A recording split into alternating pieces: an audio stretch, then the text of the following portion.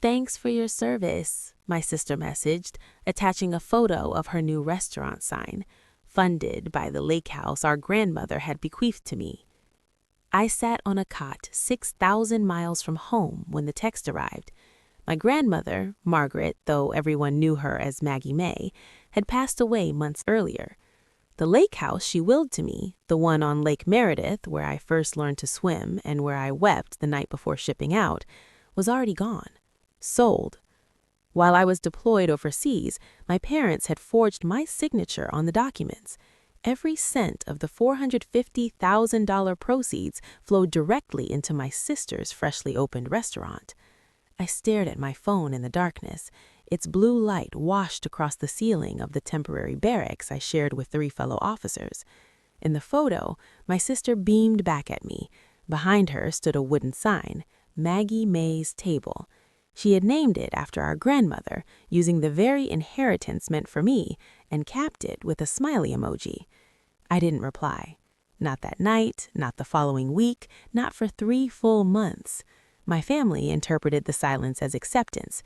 They assumed the vast distance and the burdens of deployment had worn me down too much to resist. They expected me to return, take my place at the family table, and quietly digest the betrayal just as I had everything else before. They were mistaken. When I finally flew home, I skipped the drive to my parents' house. I made no calls. Instead, I walked straight into a courtroom carrying a folder of evidence my father had never anticipated. What the judge declared that afternoon caused him to slump into his chair in full view of everyone. Before I continue, if this story truly resonates with you, please take a second to like and subscribe. Drop a comment sharing where you're watching from and your local time. I always enjoy hearing from you. My name is Helena Wolf. I'm 28. I'm a captain in the United States Army. This is the account of how my own family stole from me while I served my country and what unfolded when I returned. Now, let me take you back 18 months to the evening I learned my grandmother had passed. Growing up in the Wolf household, the pecking order became clear early. My father, Richard Wolf, presided over every table, both literal and symbolic. After 26 years managing a First Union Bank branch, he retired early.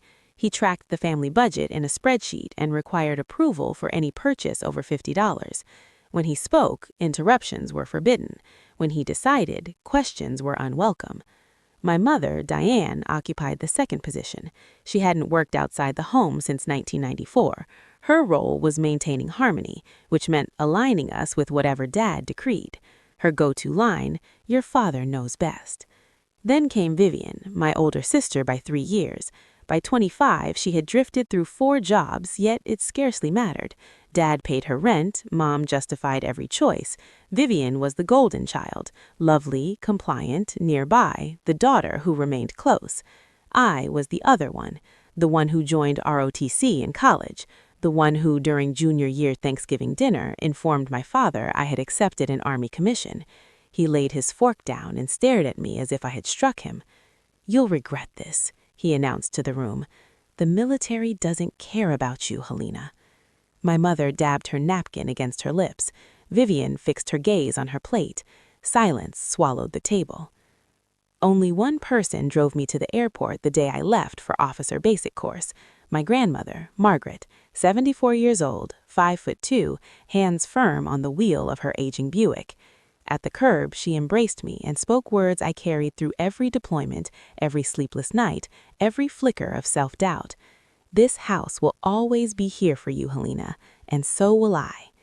I never imagined that would be the final summer I'd see the house still bearing my name on the deed. 14 weeks into a logistics deployment in the Middle East, I discovered she was gone. Not through a phone call, but via an email from my mother.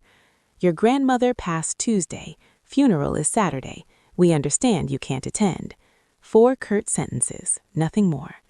The woman who raised me each summer, who showed me how to clean a fish, balance a checkbook, and hold my ground when men spoke over me, reduced to 4 impersonal lines, sent at 2:47 a.m. my time. That same morning, I approached my commanding officer. Emergency leave was granted within hours. I phoned home to say I was booking a flight from Kuwait. My mother answered on the 3rd ring. "Helena, honey, everything's already arranged. The flowers are ordered. There's no sense in disrupting things." I insisted I could arrive by Friday night. A long pause. I caught my father's low murmur in the background. Then my mother. "Your father believes it's better if you stay. You'd only be rushing in and out. Grandma would want you focused on your duty." They didn't want me present.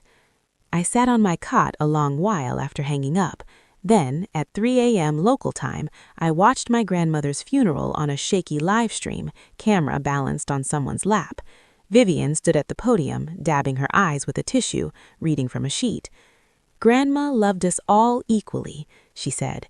"She would want us to remain united and care for one another." I switched off my phone. In the dark, I lay listening to the steady drone of the wall-mounted air unit. 200 people had filled that service. I recognized nearly every face. Not one had reached out to me. At first, I told myself my family had simply been careless. I hadn't yet grasped they required my absence, and I didn't yet understand why. 2 weeks after the funeral, an email arrived from my grandmother's estate attorney, Philip Darnell. Attached, a PDF of Margaret E. Wolfe's last will and testament. I opened it in the mess hall amid the rattle of trays and the scent of warmed-over coffee. The terms were clear. Savings, personal items, jewelry, and bonds split evenly between my father and me. My throat closed. I set the phone down, picked it up, reread it twice. Then I stepped into the blistering heat and dialed home. My father answered. "Dad, I just received the will from Mr. Darnell. I can't believe Grandma left me the Lakehouse." Silence. Not thoughtful, but calculating. "We need to discuss that, Helena." His tone stayed even, restrained. "That house has belonged to this family for 30 years. Your grandmother wasn't fully herself toward the end. She always seemed lucid when we spoke. You weren't here. You don't know how she was." I tightened my grip. "It's what she wanted, Dad. We'll talk when you're home." He ended the call. I stood in the sun for some time. I phoned Mr. Darnell. He assured me probate was moving forward normally.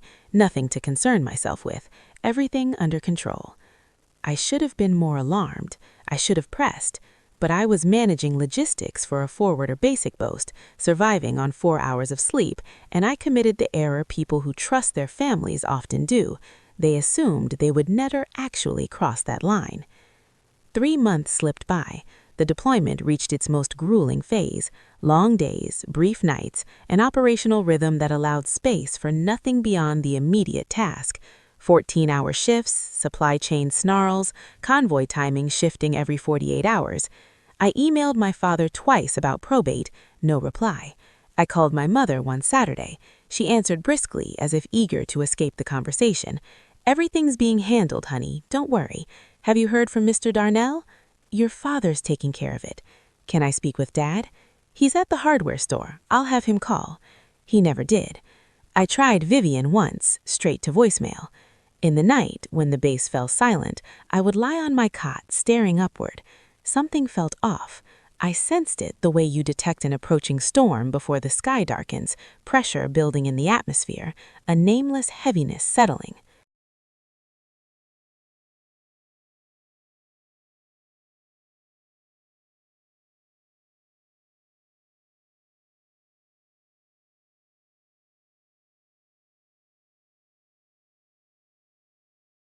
One night I dreamed I stood on the dock at Lake Meredith.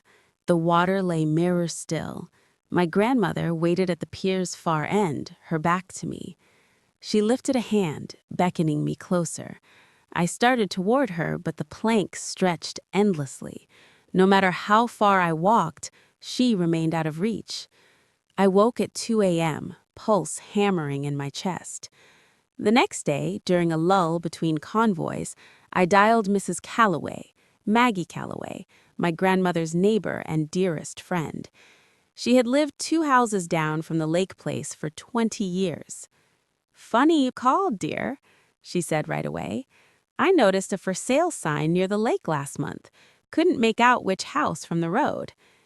My breath caught. "Might be the Hendersons finally listing," she went on, but I wasn't certain. I told her it was probably nothing, thanked her, ended the call. My stomach, though, already understood what my mind still fought. It took 40 minutes to locate the county assessor's website. My fingers trembled so violently I entered the property address wrong twice. I sat cross-legged on the communications tent floor, laptop perched on my knees, the fluorescent lights humming overhead. Past midnight, I'd waited until the tent emptied. The page finally loaded. Property, 1140 Lakeshore Drive, Lake Meredith. Owner of record, transferred. Sale date, March 14th. Seller, Helena Wolf, via power of attorney, represented by Richard H. Wolf. Sale price, $450,000. I read it 3 times. Helena Wolf, my name, my supposed signature, on paperwork I had never seen for a transaction I had never approved, dated when I stood in a warehouse outside Kuwait City inventorying crates of engine components. I remained on that floor a long while. The screen swam. I brushed tears away with the heel of my hand and read it once more. Then I called my father. He picked up on the second ring, voice easy. "Helena, good to hear from you. Did you sell the Lakehouse?" 5 seconds of silence. I counted them. "It was the right thing to do, Helena," not a tremor in his tone. "Your sister needed startup capital. The restaurant is an investment for the whole family. You'll see that when you're home. You forged my name. I made a decision for this family. That's what fathers do." I ended the call. I didn't weep. I didn't hurl the laptop.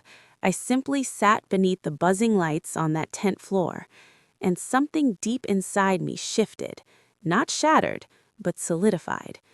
That was the night I stopped being his daughter, not in law, not yet, but in every sense that counted. The girl who would have pleaded, debated, or phoned in tears, she had vanished. In her place stood a plaintiff. 2 days later, my phone buzzed during a briefing. I checked it discreetly beneath the table. Vivian. A photo. A storefront. Wooden sign in hand-painted gold script on deep green. Maggie May's table. Vivian posed in a chef's apron, arms spread wide, beaming. Through the glass door behind her, pendant lights, crisp white tablecloths. Caption beneath, "Thanks for your service. Grandma would have loved this." I stared at the message for a very long time. She had named the restaurant after our grandmother, the grandmothers whose lake house had paid for every inch of it, the grandmother whose will, a legal, witnessed, notarized instrument declaring the property belonged to Helena, carried no weight with any of them. And my sister had added a smiley face. I excused myself from the briefing, returned to my quarters, sat on the cot's edge, and opened my laptop. I composed an email to Major Daniel Crow, JAG officer on base, Judge Advocate General's Corps, the military's legal arm. I'd attended his pre-deployment briefing 6 months earlier on service member protections and had thought, wryly, that I would never need any of it. Subject: request for legal advice, personal matter. Attachments: county assessor screenshot, Vivian's text photo, PDF of grandmother's will. I closed the laptop and sat in the quiet. I did not reply to Vivian, not that night, not the next day, not for 3 months. My family read the silence as surrender. They assumed I had choked it down.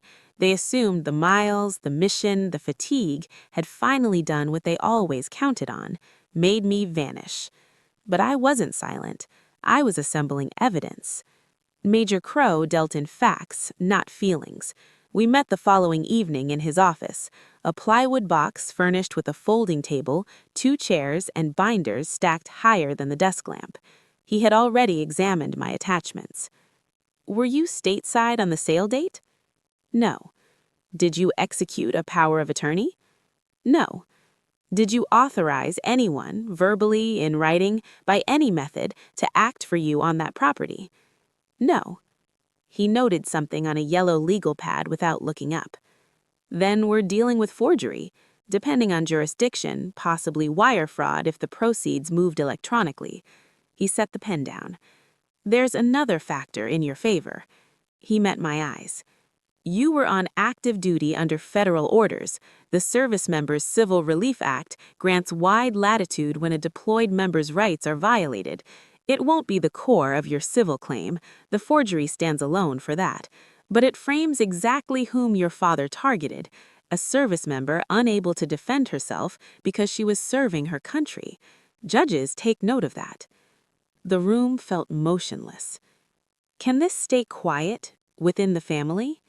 I asked. Crow regarded me. His face stayed composed, level gaze, minimal expression, the look of someone who had long since stopped bluffing. Helena, first time he'd used my given name, your sister forged your signature on a legal instrument and sold your inheritance. This is no longer a family spat. It's a crime. First step, he explained, file a police report stateside. That establishes the official record. Then retain a civilian attorney for the civil claim. The district attorney handles any criminal prosecution. The tracks run concurrently. I absorbed it. The wall air conditioner clattered. What do I do now? Document everything. Every text, email, call log. Cease all contact with your family. Any further communication risks complicating the matter. When you're back stateside, we'll link you with a civilian lawyer experienced in real estate fraud. I nodded. That night, I created a folder on my laptop, Meredith. Over the following 3 months, it thickened steadily. My silence unnerved them. 3 weeks in, my mother began phoning. I let each call ring out. Voicemails accumulated in layers, each exposing more strain, more urgency, more guilt. Week 1. Major Crow linked me with a civilian attorney named Rebecca Holt. She operated out of Raleigh, focused on real estate fraud, and approached her work with the meticulous precision of a surgeon, methodical, deliberate, devoid of sentiment. Our initial video call came at 11 p.m. my time. Her office glowed brightly behind her. She had already retrieved the public records. Walk me through the family dynamic, she said. No small talk. I delivered the concise version.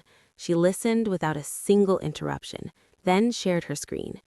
This is the power of attorney your father recorded with the county. It grants Richard H. Wolfe authority to sell 1140 Lakeshore Drive on behalf of Helena Wolfe. She enlarged the signature line. That's purportedly yours. I studied it. The script resembled mine. My father had rehearsed. But the slant veered off and the final A in Helena curled backward in the wrong direction. It's not mine. I know. She scrolled further. The notary, Greg Parson, holds a commission in your father's county. He and your father were colleagues at First Union Bank for 9 years. The breath left my lungs. Standard protocol demands the signer appear in person or verify identity remotely. Neither occurred.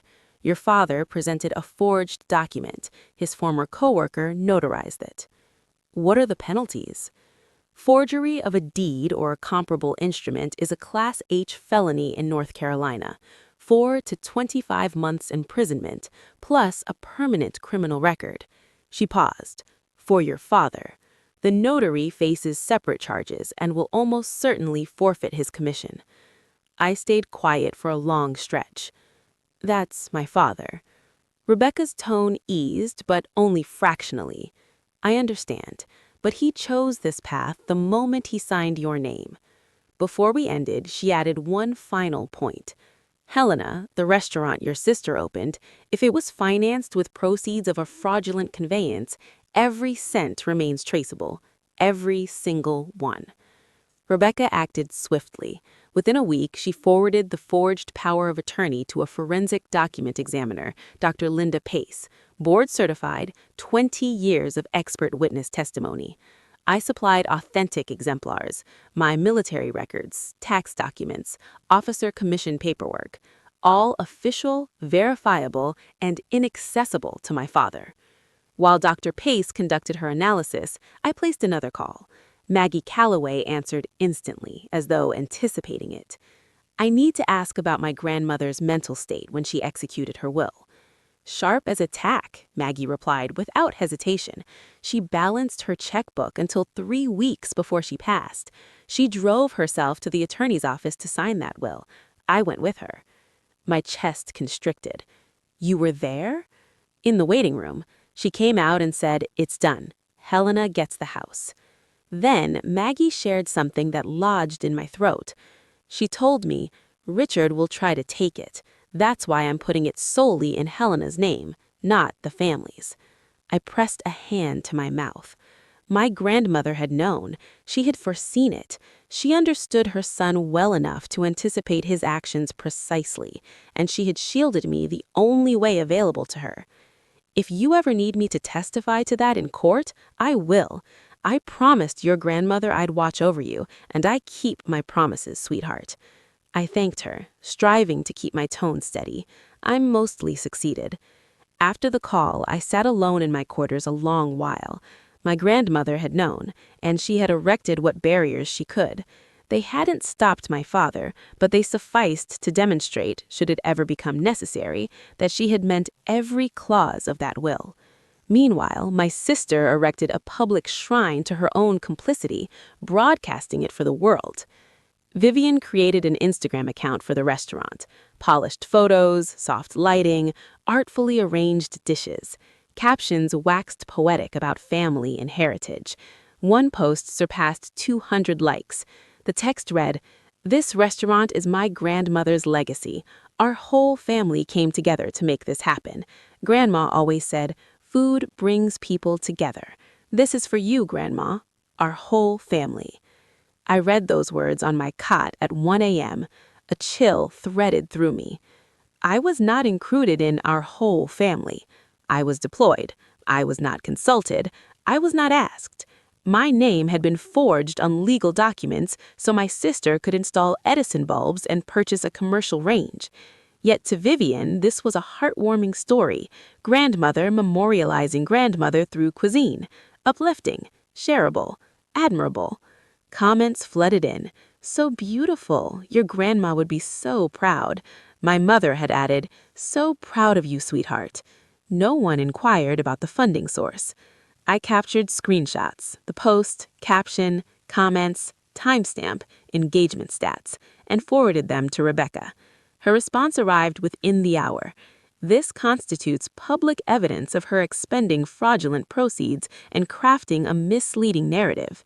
The repeated use of family suggests collective agreement. Continue archiving every post. So I did. Every image, caption, comment, filed in the Meredith folder. My sister narrated a touching story about our grandmother to the internet. She never suspected each syllable strengthened a case she could not retract. The money, however, was not the cruelest theft. I learned the worst on a Tuesday in a routine email from Maggie Calloway. She had been sending fragments of comfort, recollections of my grandmother, recipes discovered in her kitchen, holiday snapshots I had missed, small kindnesses I had not realized I craved. Then, nested in a lengthy note about Grandma's garden, Maggie wrote words that stole my breath. "She tried to call you, for the last 2 years, over and over. She'd phoned the house, asked them to relay the message. She didn't have your military number. She told me once, 'Helena never calls back. I think she's forgotten about me.' It broke my heart." I reread it twice. Then again. My grandmother had never possessed my direct line. At 77, she shunned email and relied on the family landline, the pattern of my entire life. She called the house, they connected her or passed the word. Yet in 2 years I had received not one message from her, not a single one. I could not yet prove my father had systematically intercepted those calls, but the chronology condemned him. She phoned, he answered, the messages vanished. When I inquired about her, he claimed she was declining. Perhaps an innocent explanation exists. I have searched for one. None has appeared. Instead, he had fielded her calls, assured her I was too occupied, then informed me she was fading. He had severed the connection between us with surgical intent, allowing my grandmother to spend her last 2 years convinced her granddaughter had abandoned her. She died believing I no longer cared. That night, I wept. Not for the house, not for the inheritance, but for the conversations that never reached me, for the elderly woman sitting by her kitchen window, wondering why I had stopped calling. He had not merely stolen my property, he had stolen the last 2 years I might have shared with my grandmother. No court on earth can restore that. My deployment concluded in August. I flew from Kuwait to Rhymstein, then Rhymstein to Fort. My mother held a handmade sign, "Welcome home, Helena," lettered in bright marker on poster board. Vivian balanced a white bakery box from the restaurant, smiling too wide. My father stood a step apart, arms folded, jaw locked, poised to deliver a firm nod and a one-armed embrace, the gesture that would signal my surrender accepted. They intended to envelop me in a homecoming before jet lag and reality could settle, to smother the rage with nostalgia, to seat me at the table, pass the potatoes, repeat, "We're family," until the phrase felt solid again. I had watched this script unfold before, every holiday, every dispute, every time someone strayed from the approved path. The Wolf family reset. Sit, eat, pretend the fracture never occurred. Not this time. I phoned my mother, kept my tone even. "Don't come to the airport. I need a few days to decompress." "Helena, please. Your father's trying." "I'll call when I'm ready." I ended the call. Then I dialed Rebecca Holt. "I land Thursday. When can we file?" She paused. "The complaint is drafted and ready, but Helena, one development you should hear first." Her voice changed register. "The notary, Greg Parson, has agreed to cooperate." I closed my eyes. The aircraft engines droned steadily around me. What does that mean? It means he's frightened, and frightened people provide statements. That night, in a sterile hotel room near the airport, I nearly called my mother back. My thumb lingered over her name for minutes. Some remnant part of me, the part that still recalled birthday cakes, braided hair, being carried to bed, yearned to hear her apologize, to hear her insist it had all been a terrible mistake, that they would make it right, that I could come home and everything would revert to how it used to be. I set the phone down, because used to be had always been an illusion. I had simply failed to recognize it until now. I landed Thursday afternoon. By 1700, I stood inside my one-bedroom apartment near Fort Liberty, a place I had rented before deployment, scarcely occupied, still carrying the faint scent of fresh cardboard and lemon cleaner. I dropped my duffel by the door, turned the deadbolt, and absorbed the quiet for a moment. Then I heard voices. I rounded the corner into the living room and froze. My father occupied the couch, legs crossed, one arm draped along the backrest. My mother unpacked grocery bags in the kitchen. Vivian leaned against the counter, scrolling her phone. They looked up simultaneously. "Welcome home, soldier," my father said. The smile stopped at his mouth. Vivian lifted the bakery box. "I brought something from the restaurant. You have to try it." My mother hurried forward, arms extended, tears already streaming. "We missed you so much, honey." I remained still. My gaze slid past them to the kitchen counter, where my spare key rested beside a bag of lemons. "How did you get in?" "I used the emergency key," my mother answered, still reaching. "You gave it to me before you deployed, remember? In case something happened." I remembered. In case of emergency, in case the pipes burst, in case I died overseas and someone needed to inventory my belongings. Not for this. "I asked you not to come." The atmosphere tightened. Vivian lowered the box. My mother's arms fell. My father uncrossed his legs. "You're our daughter," he said. "We don't need an invitation. You used a key I provided for emergencies." My voice stayed level. "This is not an emergency. This is a boundary. Please leave." No one stirred. The refrigerator compressor cycled softly. Vivian attempted a laugh. "Helena, come on, it's just dinner." "Please leave," I repeated, and opened the front door. My father stayed seated. He regarded the open doorway, then me, and settled deeper into the cushions. "You're willing to discard your family over a house? This isn't about a house, Dad. Your grandmother would be ashamed of you. Don't speak for her. I am the person she chose to leave it to." His jaw flexed. My mother stepped forward, hands raised, the familiar peacemaker protocol activated. "Helena, please. You don't understand what it's been like for us. Your father has been under tremendous stress. Vivian invested everything she had. If you pursue this, you'll ruin your sister's business, your father's reputation, this entire family. You destroyed my trust when you forged my name." The word landed like a stone. Forged. My mother recoiled. Vivian placed the bakery box on the counter. When she spoke, her tone carried an edge I hadn't anticipated. "Oh, come on, Helena. You were gone. You're always gone. You didn't even attend Grandma's funeral." She opened her palms. "What were we supposed to do? Let a $450,000 house sit empty?" I studied my sister, really studied her.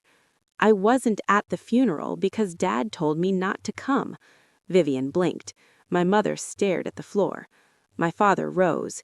He approached the door deliberately, as though granting me a concession by departing. At the threshold, he paused close enough that I caught the scent of his aftershave. "If you proceed with what I believe you're planning, you won't have a family left to return to." I held his gaze.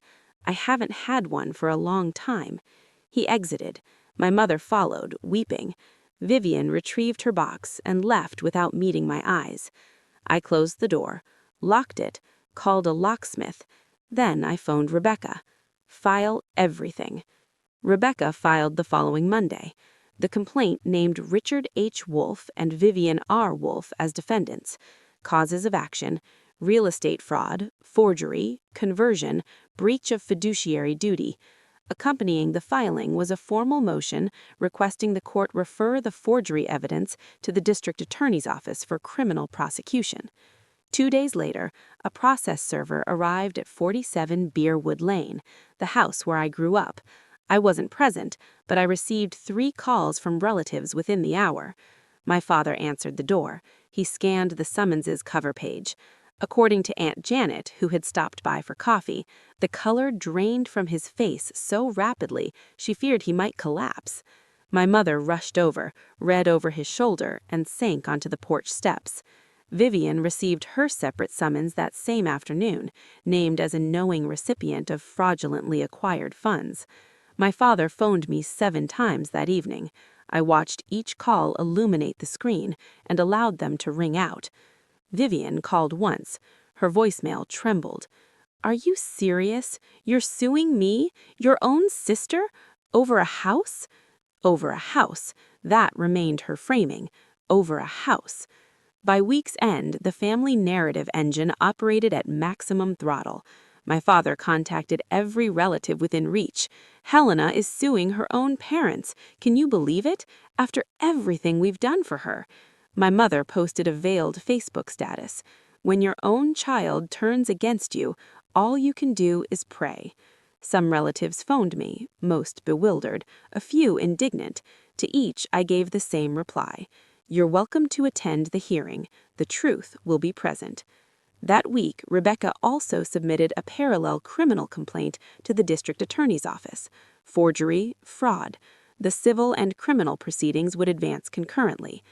The hearing was set for a Tuesday in October, courtroom 3B, county courthouse, a modest brick structure with a flagpole in front and a parking lot that baked under the sun. I arrived 20 minutes early, wearing my Class A dress uniform, olive jacket, brass buttons, captain's bars on the shoulders, unit crest above the left pocket. Rebecca had recommended it. "You're an active duty officer whose rights were violated under federal statute. The uniform makes clear who was harmed." Rebecca waited in the corridor, carrying a leather binder. And in one afternoon, before his own family and a courtroom packed with witnesses, he lost everything. The room cleared gradually. My father needed his attorney and the bailiff to steady him to his feet. He left without glancing at anyone, one palm sliding along the wall for support. He walked like a man who had aged 2 decades in the space of a few hours. I was collecting my papers when my mother stepped into the hallway. The tears had dried. Her face was drawn, mottled, incandescent with anger. "Are you happy now?" She planted herself in my path. "You've destroyed your father." I met her eyes, the same woman who had taken my emergency key and used it to stage an ambush in my apartment, the same woman who had stood silent while her husband forged my name, the same woman who had broadcast vague laments on Facebook about her ungrateful daughter while I assembled evidence 6,000 miles away. "He destroyed himself, Mom. I only presented the facts." She opened her mouth, then shut it. She stepped aside. Farther down the corridor, Vivian stood alone. Her attorney had already vanished. She clutched her purse strap in both fists, knuckles blanched. "My restaurant! My restaurant!" Rebecca moved forward, calm and composed. "Ms. Wolfe, I recommend you consult your counsel regarding potential restitution arrangements." I passed them both and pushed through the double doors into the sharp October sunlight. Maggie waited beside the stone bench outside. When she saw me, she rose and opened her arms. I walked straight into them, buried my face in that familiar blue cardigan, my grandmother's cardigan, and let the sobs come. Not from triumph. There was no triumph here. Only a woman reclaiming what should never have been stolen, at a price no one should ever have to pay. "She would be so proud of you," Maggie murmured into my hair. Across the lot, Major Crow leaned against his car, arms crossed. Our eyes met. He offered one brief nod. No words were required. I drove home alone. I left the radio off. I slipped my grandmother's photograph from my wallet, the one of us on the dock at Lake Meredith, me 10 years old, grinning beside her, and set it on the dashboard. I sat there a long while. In the weeks that followed, events unfolded in a steady, inexorable line. The district attorney's office launched a formal investigation into the forgery. My father retained a separate criminal defense attorney. The retainer alone, I learned, exceeded the value of his car. Greg Parson, the notary, collapsed almost at once. His sworn statement was stark. Richard Wolfe had appeared at his office claiming it was a family arrangement and that my daughter had given verbal consent. When pressed on whether he had verified my identity, confirmed my physical presence, or complied with any mandated notarization protocols, Parson conceded he had done none of those things. He had relied on 20 years of acquaintance and the presumption that a former bank manager would not deceive him. His commission was suspended pending full review by the Secretary of State's office. Rebecca's firm contacted the new owners of the Lakehouse, the Brennans, retired couple from Charlotte, who had bought in good faith through a licensed realtor with no awareness of the underlying fraud. The court shielded their title. Any restitution would come from my father and sister, not from innocent purchasers.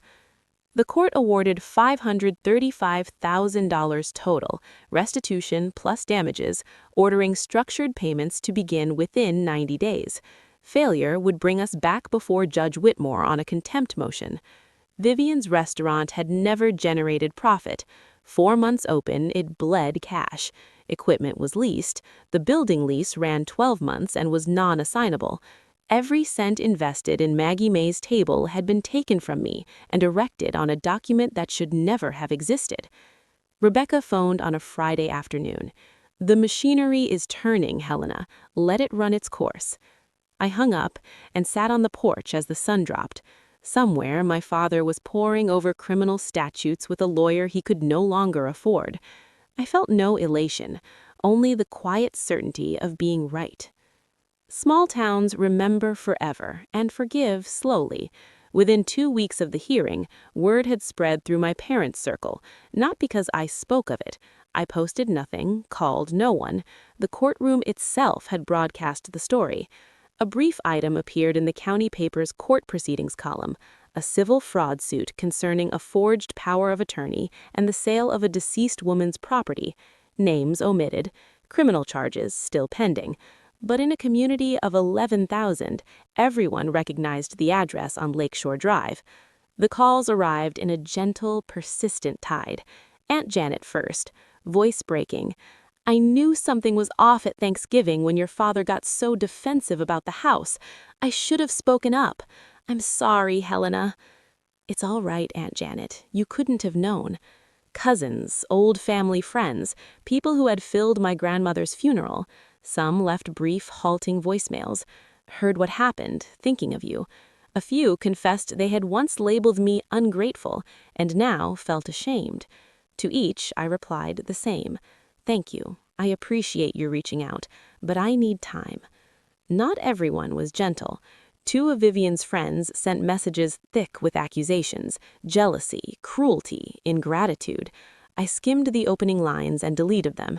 They knew her version, not mine. One message stayed with me. Frank, an old neighbor who knew my grandmother since 1980s. "Your grandmother was a fine woman who raised a fine grandmother. I'm sorry it came to this." I saved it. On nights when doubt crept in, when I questioned whether the wreckage had been worth it, I reread those words. It always had been. Money exposes what character conceals. Vivian could not pay. Maggie May's table had never broken even. A dream financed by theft and adorned with someone else's memory. 6 weeks after the ruling, she listed the equipment for sale. The lease could not be assigned. Early termination cost her another $8,000 she did not have. The green sign bearing my grandmother's name came down on a Thursday. Maggie Calloway drove by and told me. "It's gone," she said. "Good." My father's position deteriorated further. Criminal defense fees mounted relentlessly. His retirement savings, the ones he had tracked so religiously on spreadsheets, drained away. He and my mother listed the Burwood Lane house for sale, the home where I grew up, where he presided at every table and determined every outcome. They relocated to a modest 2-bedroom rental on the east side of town. My mother sent one last text.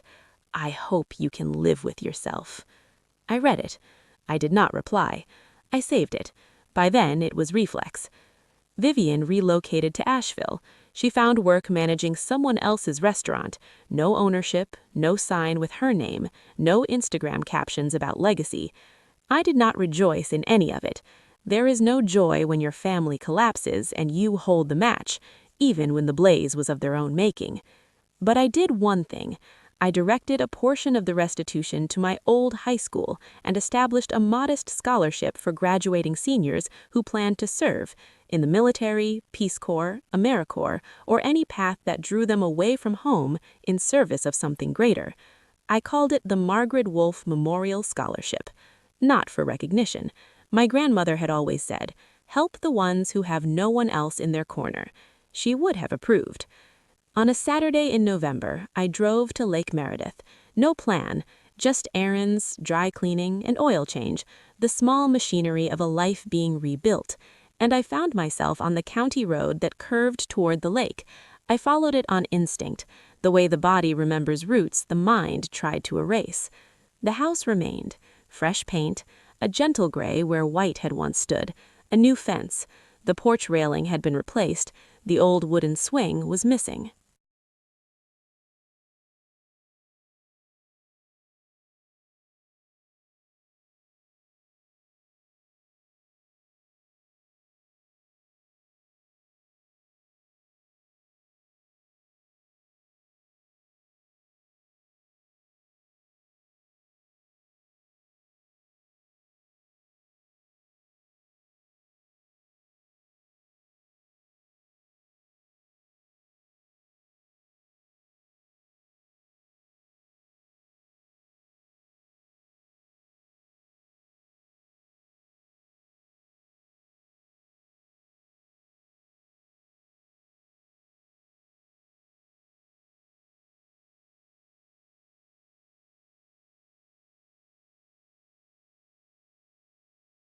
In the front yard, the new owners had planted sunflowers, tall, heavy-headed, leaning toward the road as though drawn by passing headlights. I eased the car to the shoulder and killed the engine. Through the side yard, the dock came into view. Same weathered planks, same familiar silhouette. Beyond it, The water lay flat in silver, holding the pale November light like a mirror. I remembered a summer when I was 12. My grandmother perched at the dock's end, bare feet trailing in the lake, a paperback open across her knees. I'd asked why she loved the water so much. "Because water always finds its way, Helena," she'd answered, without lifting her eyes from the page. "You can dam it, divert it, but it keeps searching until it moves forward." I sat in the driver's seat staring at those sunflowers. They hadn't existed when the place was ours. Nothing here belonged to me now. Not the soft gray paint, not the fresh fence, not the dock itself. But the memory of her sitting there, feet in the cool water telling me to keep going, that remained untouched. No forged signature could reach it. No judge could award it to anyone else. I turned the key. The engine caught. The radio flickered on. Some country song I didn't recognize. Steel guitar threading beneath a woman's voice singing about heading home. I rolled the window down and let the lake breeze rush in, carrying the scent of water and pine. The house was no longer mine, but the lesson it carried: no one gets to claim what's yours simply because they're louder, closer, or more willing to lie. That was mine forever. 6 months slipped by. I remained stationed at Fort Liberty. A promotion came through to a new logistics role, one I'd applied for before deployment and forgotten amid everything else. The Army doesn't pause for personal turmoil. It values results. I showed up, led my section, and let the routine anchor me. I rented a modest one-bedroom near Jordan Lake, screened porch, shared dock, nothing extravagant. On Saturday mornings, I carried coffee to that dock and watched herons stalk the shallows. It wasn't Lake Meredith. It wasn't my grandmother's place, but it offered water, silence, and the absence of catastrophe. I maintained no contact with my parents. My mother sent 2 handwritten letters. I recognized her looping cursive on the envelopes. I opened both, read them. They brimmed with pain and blame, though the second held a faint, fragile thread that might have been regret. I filed them in a drawer. My father was negotiating a plea through his criminal attorney. Rebecca updated me only when necessary. That sufficed. Vivian stayed in Nashville, working quietly, saying nothing. The person I spoke with most was Maggie Calloway. Every Sunday afternoon, her call came. We covered simple ground: her garden, my job, lake weather. Sometimes she shared another story about my grandmother. Sometimes she simply listened. "I'm not trying to replace Margaret," she said once. "I know, but I'm grateful you're here as long as I need you." I also joined a veterans support group that met Wednesday evenings at the community center near base. For the first month, I stayed silent. When I finally spoke, briefly, without drama, several heads in the circle nodded. They had lost things too. Different things, but the outline of grief felt familiar. One woman approached me afterward.